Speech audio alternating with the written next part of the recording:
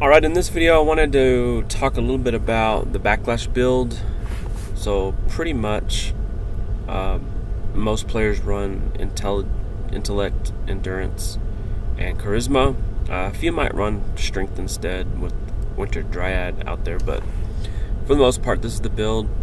With the doomlight packages brought back, a lot of people are probably buying them up. Backlash status is kind of overpowered, and then especially with doomlight it makes it ridiculous. You could actually it actually makes the game very boring, I feel like. I own 4 of them, and I sometimes try to find alternate play styles within the same builds just to break up the monotony.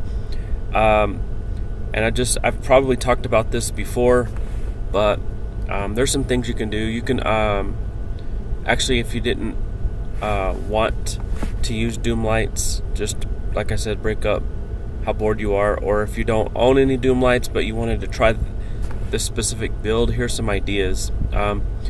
You can mostly do this with light and darkness as of right now. In time, I'm sure it will be available with more elements.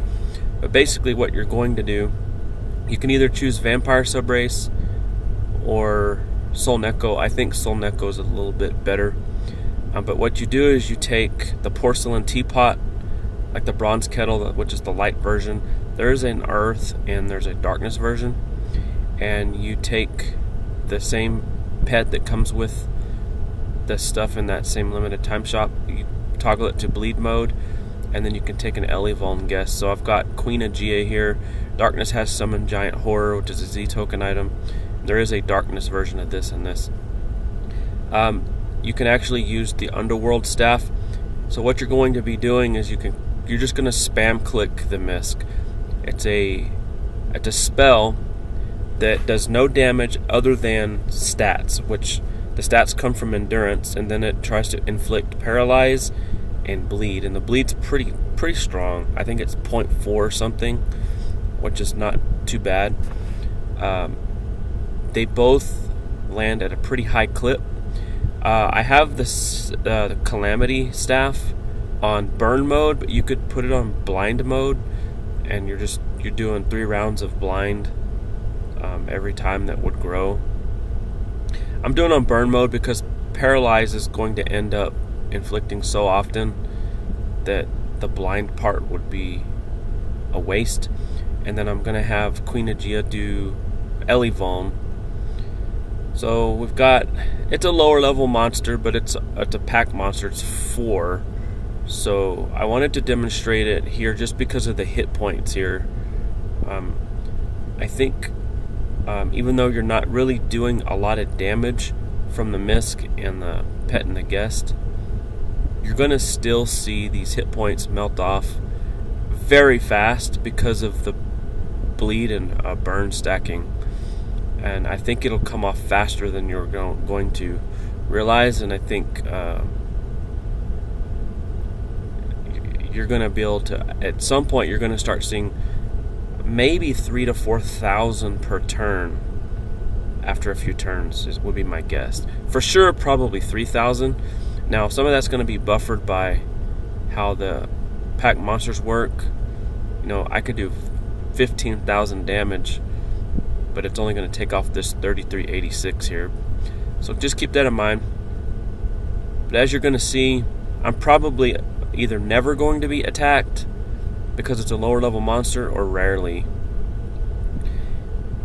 And obviously this would be more difficult versus bosses with freedom and stuff, boss boosts, but for questing this is super safe playstyle.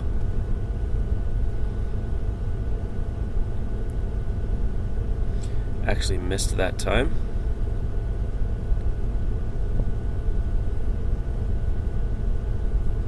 I'm gonna go ahead and switch to the darkness version here. So we've got bleed and burn. So we're going to go from 12,000 to 11,000. Let's see where we go this time. 10.3 down to 9.2, so it was a little bit more than 1,000 on the bleed and burn that time. 86 now. Now we're almost at 2,000 damage.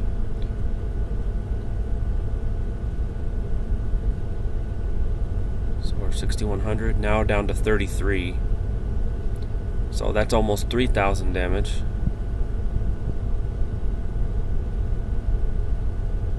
This should be the rest of it.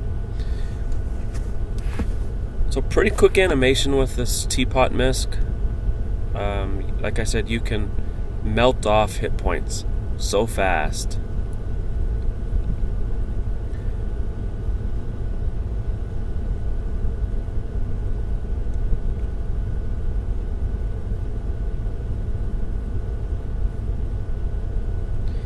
And again, the burn, it's inflicting burn every time that lands.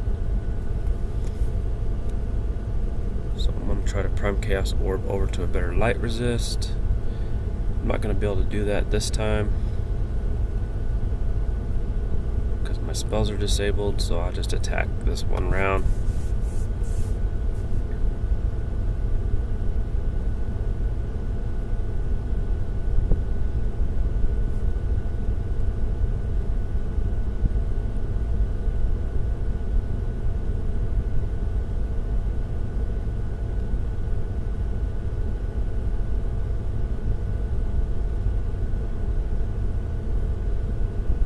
So even though my misc missed one time and I locked out my menu one time, it still basically melted down the hit points pretty damn fast. I'll do one more battle. Also, you can equip this weapon here, and I'll just do it one time and you'll see how much SP will regen based on this. So it went from 500 something to 700 something. So you can carry both weapons to regenerate your SP and MP. It'll split if your MP is a little low, or if your SP is full, it'll do a full MP heal. So that's one way with the same playstyle to get some resources. Alright, we should start to see some pretty significant burn and bleed here.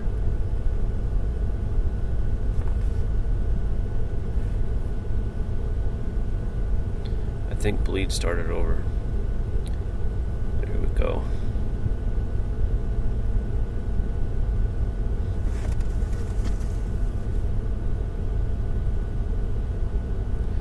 So as you can see, pretty simple.